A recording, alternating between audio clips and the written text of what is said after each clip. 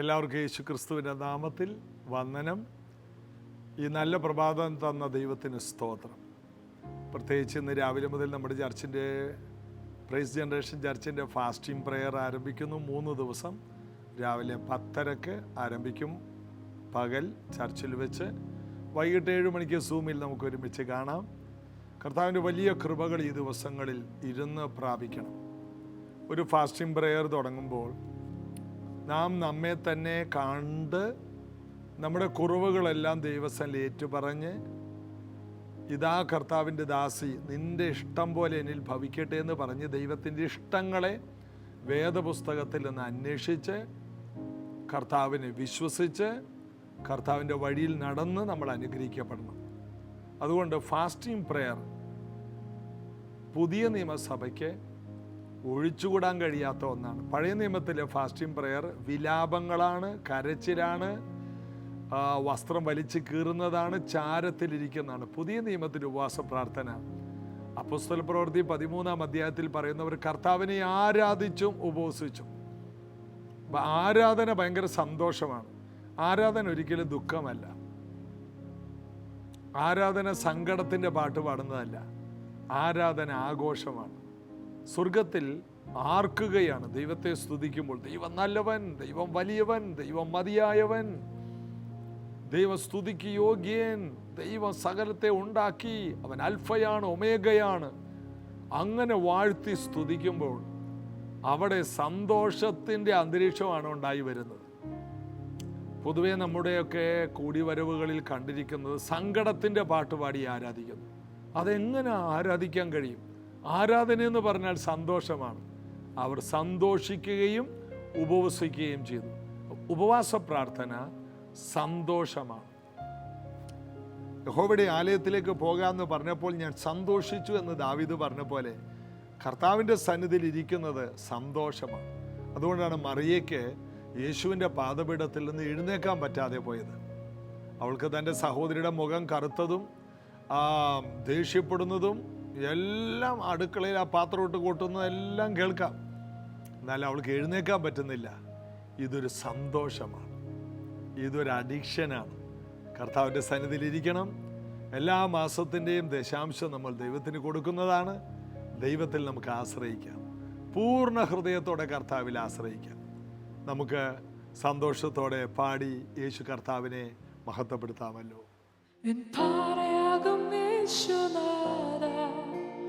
എന്നെ കാക്കും ദൈവം നീയേ, എൻ പാറയാകും യേശുനാഥ, എന്നെ കാക്കും ദൈവം നീയേ. മഹിമയും ബലവും നിറഞ്ഞവനേ, എന്നും എന്നും സ്തുതി നിനക്കേ. മഹിമയും ബലവും നിറഞ്ഞവനേ, എന്നും എന്നും സ്തുതി നിനക്കേ. ആരാധന അങ്ങേക്കേ, ആരാധന അങ്ങേക്കേ, ആരാധന അങ്ങേക്കേ, ആരാധന അങ്ങേക്കേ, ആരാധന അങ്ങേക്കേ, ആരാധന അങ്ങേക്കേ, ആരാധന അങ്ങേക്കേ, ആരാധന അങ്ങേക്കേ. എൻ ബലഹീന നേരങ്ങളിൽ നിൻ കൃപ എന്നിൽ തന്നല്ലോ നീ. എൻ ബലഹീന നേരങ്ങളിൽ നിൻ കൃപ എന്നിൽ തന്നല്ലോ നീ. യേശുനാഥ നീ എൻ ബലമായതാ, ഞാനൊട്ടും ഭയപ്പെടില്ല.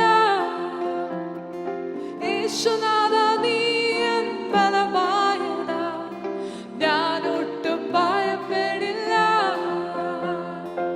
ആരാധന അങ്ങേക്കേ, ആരാധന അങ്ങേക്കേ, ആരാധന അങ്ങേക്കേ,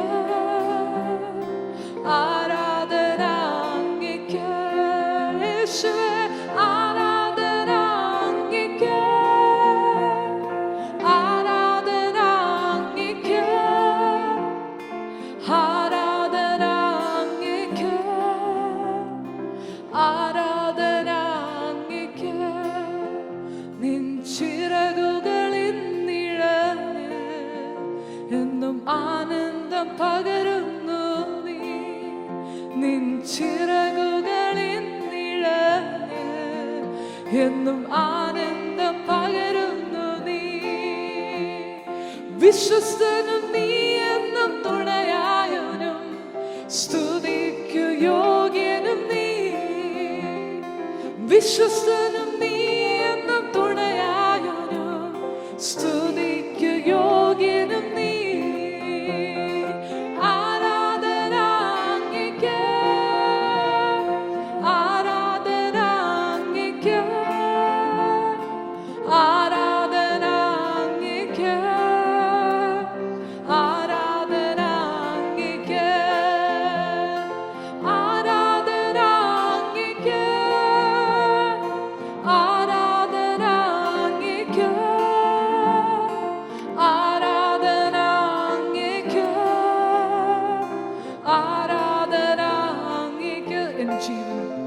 എന്നിൽ ജീവനുള്ള നാളുകളെല്ലാം അങ്ങേ സ്തുതിച്ചു പാടിടുമേ.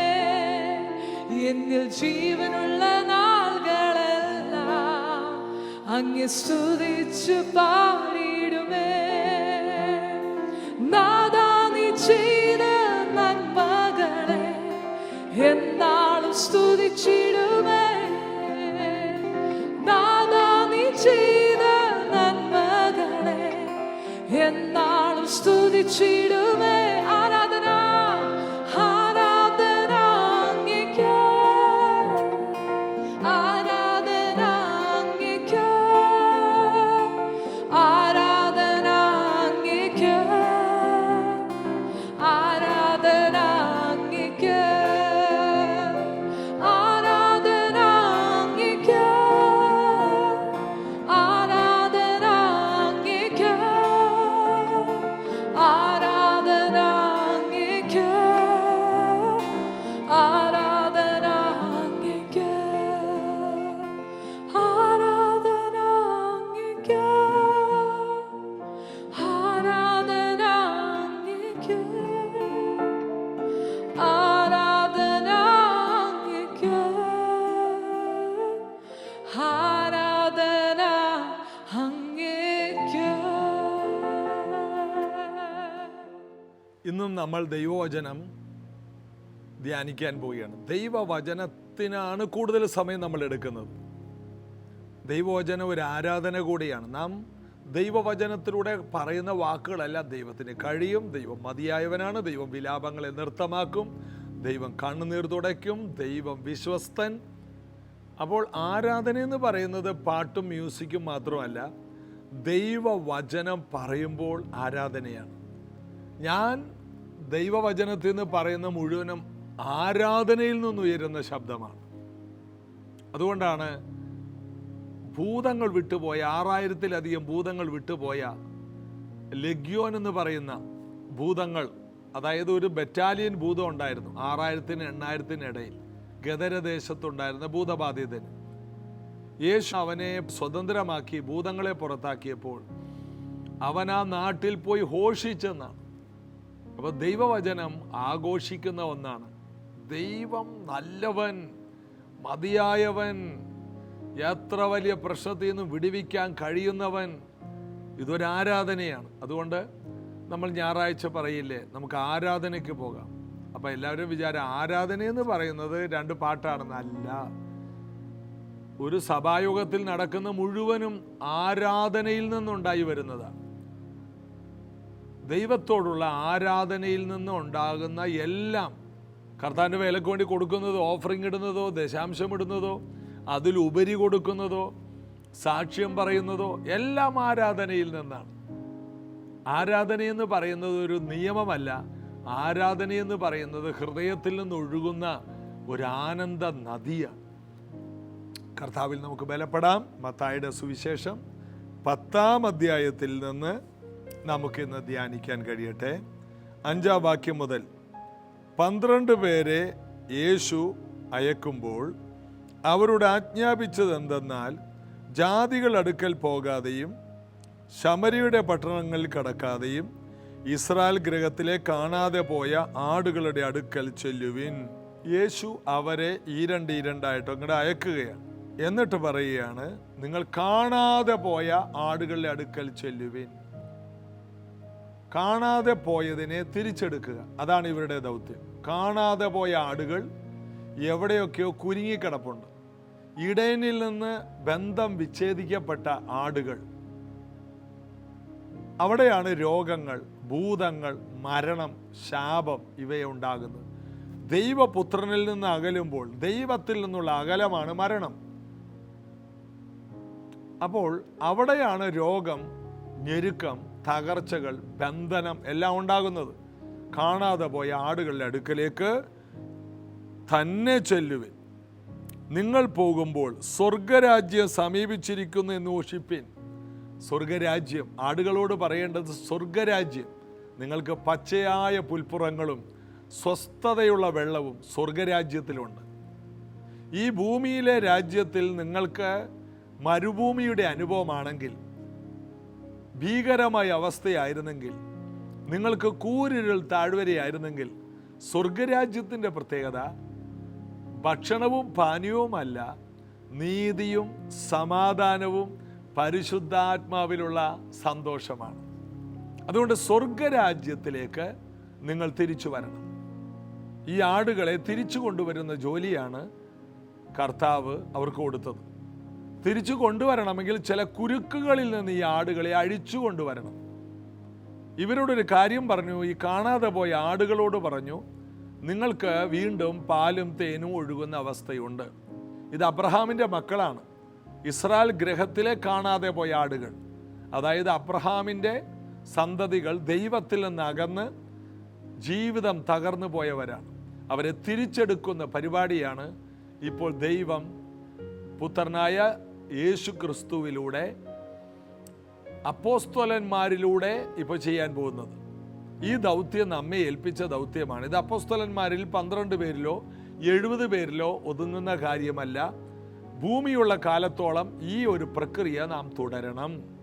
രാജ്യത്തിൻ്റെ സുവിശേഷം ഭൂമിയുടെ അറ്റത്തോളം പ്രസംഗിക്കപ്പെടും.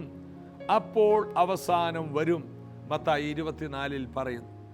അപ്പോൾ അവസാനം വരും വരെ ചെയ്യേണ്ട ഒരു ദൗത്യമാണ് എന്ത്? സുവിശേഷം അറിയിക്കുക.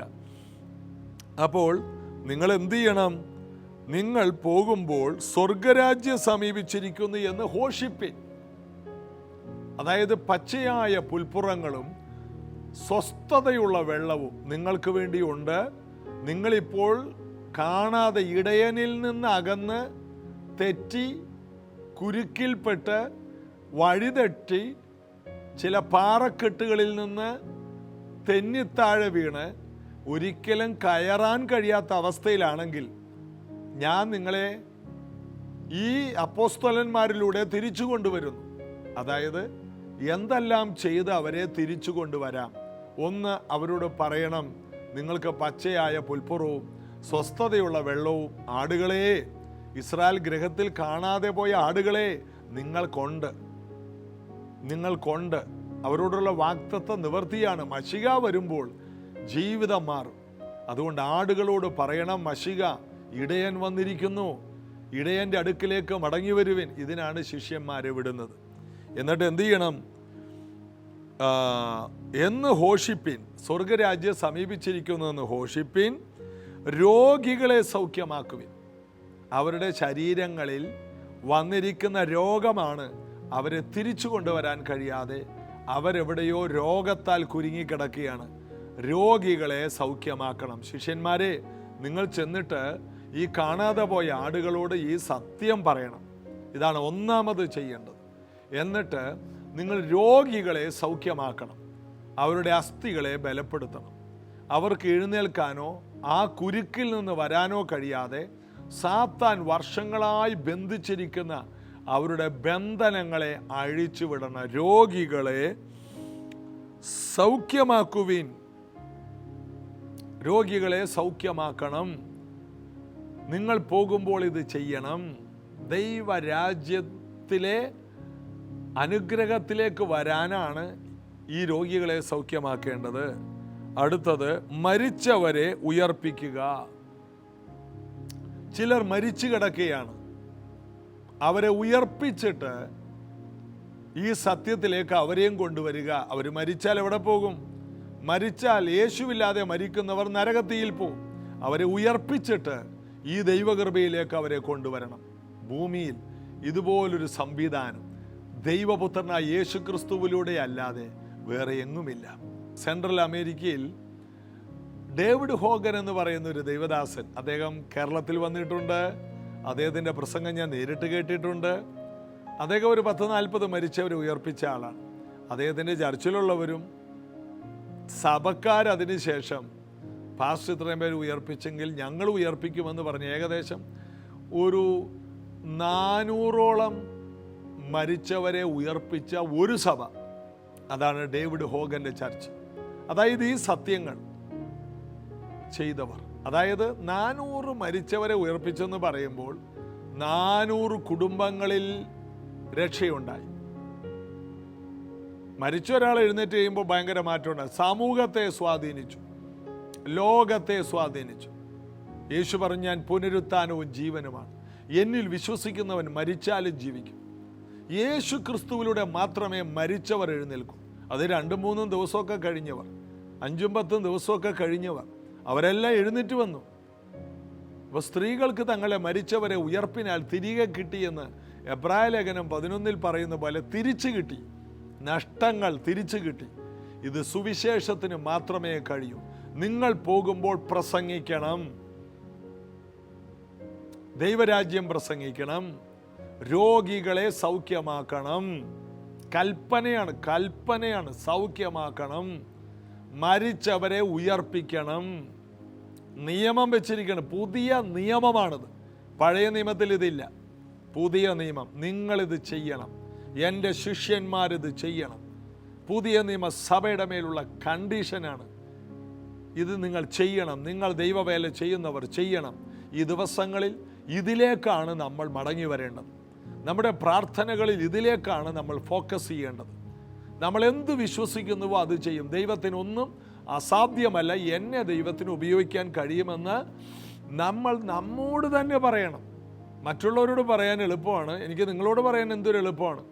ഞാൻ എന്നോട് പറയുമ്പോഴാണ് വിഷയം. ഞാൻ എന്നെ തന്നെ നല്ലവണ്ണം ശക്തീകരിക്കണം. മരിച്ചവരെ ഉയർപ്പിക്കുവിൻ, കുഷ്ഠരോഗികളെ ശുദ്ധമാക്കുവിൻ.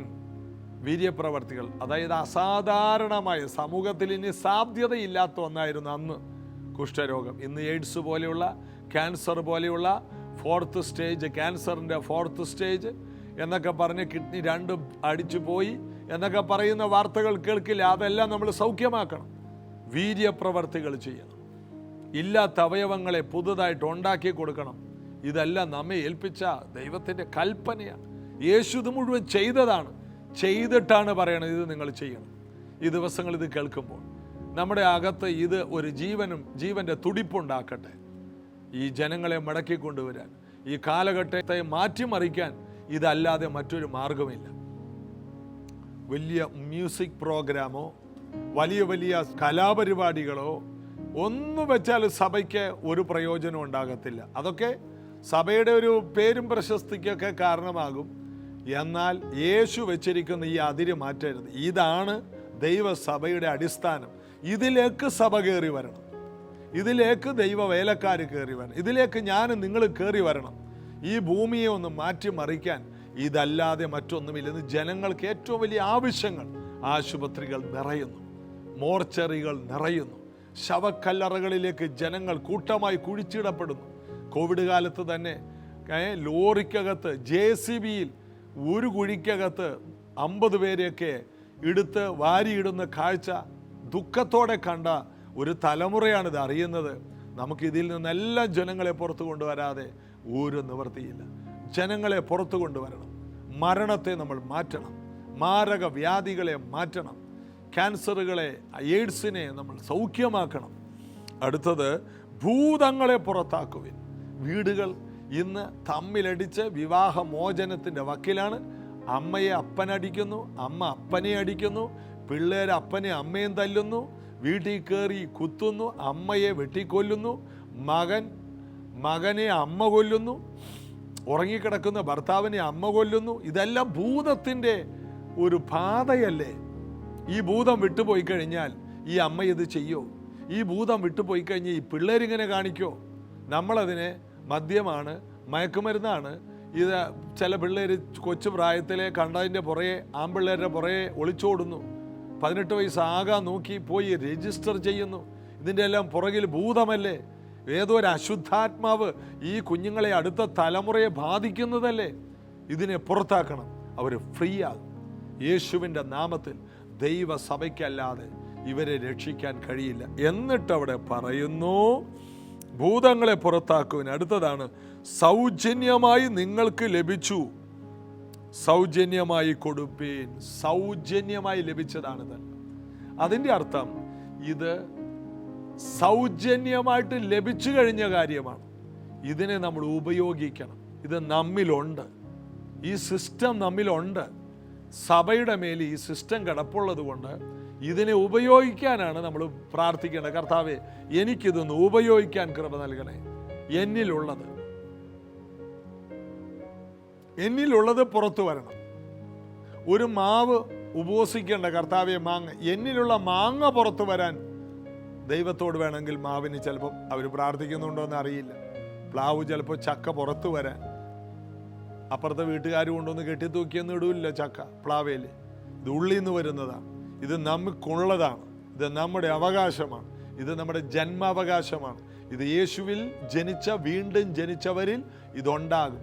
യേശു പറഞ്ഞു, കോതമ്പ് മണി നിലത്ത് വീണ് ചത്താൽ അധികം വിളവുണ്ടാകും. അപ്പോൾ യേശുവാകുന്ന കോതമ്പ് മണിയിൽ ഇതുണ്ടായെങ്കിൽ ആ കോതമ്പ് മണിയിൽ നിന്ന് വന്ന എല്ലാവരിലും ഇത് വേണമെന്ന് യേശു വെച്ചിരിക്കുന്ന സംവിധാനമാണ്. ഈ സംവിധാനത്തിലോട്ട് വരുന്നിടത്താണ് ദേശങ്ങൾക്ക് വിടുതലുള്ളത്. ദേശത്ത് സൗഖ്യങ്ങൾ നടക്കുന്നത്. ദേശത്ത് വിടുതൽ നടക്കണം. നമ്മുടെ കുടുംബങ്ങളെല്ലാം വിടുതൽ പ്രാപിക്കണം. ജനങ്ങൾ ഭൂതബാധയിൽ നിന്നും മാരക വ്യാധികളിൽ നിന്നും അശുദ്ധിയിൽ നിന്നും എല്ലാ മരിച്ച അവസ്ഥയിൽ നിന്നും പുറത്തു വരണം. ഇത് നമ്മൾ വിശ്വസിക്കുന്ന സമയത്ത് അസാധാരണമായ വിപ്ലവകരമായ ഒരു വളർച്ച സമൂഹത്തിൽ സഭയ്ക്കുണ്ടാകും. സഭ ആർത്തു വളരും. സഭയുടെ സാമ്പത്തിക നിലകൾ മാറും. സഭയിലുള്ളവർക്ക് സാമ്പത്തിക നിലകൾ ഉണ്ടാകും. സഭയിലെ ശുശ്രൂഷകർ അവരുടെ ജീവിതം സമൃദ്ധിയാകും. ഈ സംവിധാനത്തിലേക്ക് വരാത്ത കാലത്തോളം അയ്യോ നമുക്ക് കഷ്ടം. ഇതെല്ലാം സൗജന്യമാണ്. ഇന്ന് എനിക്കിവിടെ പറയാൻ ഉദ്ദേശിച്ചത് ഇതെല്ലാം സൗജന്യമായി ലഭിച്ചു, സൗജന്യമായി കൊടുപ്പിൻ. അതായത് സൗജന്യമായി ഇതിനെ പ്രാപിക്കണം.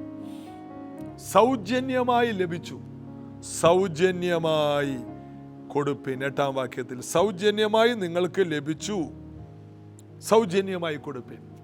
ഇത് പൈസ മുടക്കി കിട്ടുന്നതല്ല. പരിശുദ്ധാത്മാവിനെ നമുക്ക് ലഭിച്ചത് സൗജന്യമാണ്. പരിശുദ്ധാത്മാവിൽ ഇതെല്ലാം ഉണ്ട്. പരിശുദ്ധാത്മാവ് വന്ന ശേഷമാണ് ശിഷ്യന്മാർ ഇതെല്ലാം ചെയ്തത്. അപ്പോൾ പരിശുദ്ധാത്മാവിനെ പ്രാപിച്ച് പരിശുദ്ധാത്മാവിലുള്ള ഈ കൃപകളെ, ഈ കൃപാവരങ്ങളെ നമ്മൾ വെളിപ്പെടുത്തണം. അതുകൊണ്ട് വെറും അന്യഭാഷയിൽ ഒതുങ്ങരുത്, വെറും ചെറിയ ആരാധനയിൽ ഒതുങ്ങരുത്.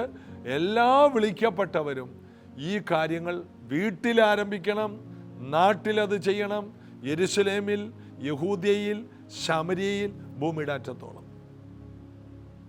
ഇത് സൗജന്യമായി ലഭിച്ചതാണ്. ഇതെല്ലാവർക്കും പകർന്നു കൊടുക്കണം. യേശു കർത്താവ് അതിനുള്ള കൃപ നമുക്ക് തരും. നമുക്ക് മടുത്തു പോകാതെ ദൈവവചനത്തെ വിശ്വസിക്കാം. ഈ സൗജന്യങ്ങളെ നമ്മൾ സ്വന്തമാക്കാൻ ദൈവസന്നിധിയിൽ ഇരിക്കണം. ഇരിക്കുമ്പോൾ കർത്താവ് ഇത് നമ്മുടെ മേൽ പകർന്നത്. ഈ പുതപ്പ് ഏലിയാവിൽ നിന്ന് ഏലീശയുടെ മേൽ പുതപ്പ് വീണതുപോലെ നമ്മൾ ഇരിക്കണം. യേശുവിൻ്റെ പുറകെ നടക്കണം. എന്നിട്ട് നമ്മളിത് ഈ സൗജന്യങ്ങൾ സ്വന്തമാക്കണം. സൗജന്യങ്ങൾ സ്വന്തമാക്കാൻ ചില കണ്ടീഷനുകൾ കർത്താവിൻ്റെ കൂടെ നടക്കുമ്പോൾ കർത്താവ് പറഞ്ഞു തരും. അതെല്ലാം നമ്മൾ പാലിച്ച് ഈ സൗജന്യങ്ങളെ സ്വന്തമാക്കണം. നമ്മുടെ വിടുതൽ മാത്രമല്ല, ഒരു സമൂഹത്തെ വിടുവിക്കാൻ, ഈ കാലഘട്ടത്തെ വിടുവിക്കാൻ ഈ സംവിധാനം യേശു വെച്ചതാണ്. നമുക്ക് വിശ്വസിക്കാം, പ്രാർത്ഥിക്കാം. യേശുവേ, അങ്ങ് ഞങ്ങൾക്ക് വെച്ചിരിക്കുന്ന സൗജന്യമായ അനുഗ്രഹങ്ങൾ ഭൂമിയെ കീഴ്മേൽ മറിക്കുന്നതാണല്ലോ. മരിച്ചവരെ ഉയർപ്പിക്കാനും, രോഗികളെ സൗഖ്യമാക്കാനും, ഭൂതബാധിതരെ വിടുവിക്കാനും, കുഷ്ഠരോഗികളെ, വൈദ്യശാസ്ത്രം കൈവിട്ട രോഗങ്ങളെ വിടുവിക്കാനും, പുതിയ അവയവങ്ങളെ ഉണ്ടാക്കാനും, ഇതെല്ലാം സൗജന്യമായി ഈ കൃപകൾ പ്രാപിപ്പാൻ, അങ്ങയുടെ പാദപീഠത്തിൽ ഇരിപ്പാൻ ഞങ്ങളെ ശക്തീകരിക്കണം. ഇത് പ്രാപിക്കുവോളം അങ്ങയുടെ മുഖത്തേക്ക് നോക്കി ഇരുന്ന് പ്രാപിപ്പാൻ ഇത് കേൾക്കുന്ന ഞങ്ങൾക്ക് കൃപ തരണം. അനുഗ്രഹിക്കും. അത്ഭുതങ്ങൾ ഈ വീട്ടിൽ കേൾക്കുന്നവരിൽ ഇന്ന് മുതൽ ഉണ്ടാകട്ടെ. ഇത് കേട്ടുകൊണ്ടിരിക്കുന്നവരുടെ മേൽ ഈ സൗജന്യ കൃപകൾ വ്യാപരിക്കണം. അഭിഷേകത്തിൻ്റെ അടുത്ത തലങ്ങളെ തുറക്കണം. അനുഗ്രഹിക്കുന്നു. ഈ വീടുകളിൽ കർത്താവേ, പരീക്ഷകളിൽ പഠിക്കുന്ന കുഞ്ഞുങ്ങൾക്ക് വൻ വിജയം, വിശേഷ ജ്ഞാനം കൊടുക്കണമേ. ഈ സീസണിൽ ഇവർ കടന്നു പോകുന്ന വലിയ പ്രതിസന്ധികൾ, അതിനെ മറികടക്കാനുള്ള ശേഷി പരിശുദ്ധാത്മാവ് കൊടുക്കണം. പച്ചയായ പുൽപ്പുറവും സ്വസ്ഥതയുള്ള വെള്ളവും ഈ സമൂഹത്തിന് കൊടുക്കുവാൻ ഞങ്ങൾ ഇതിനായി പുറപ്പെടട്ടെ. ഞങ്ങളെല്ലാവരും അങ്ങയുടെ വേല ചെയ്യട്ടെ. യേശുവിൻ നാമത്തിൽ ആമേൻ. കർത്താവ് വിളിച്ച എല്ലാവരും ഈ ശുശ്രൂഷ ചെയ്യണമെന്ന് കർത്താവ് ആഗ്രഹിക്കും. വിളിച്ചവൻ്റെ സൽഗുണങ്ങളെ നാം ഘോഷിക്കണം. ഇത് ആഘോഷത്തോടെ ചെയ്യേണ്ടതാണ്.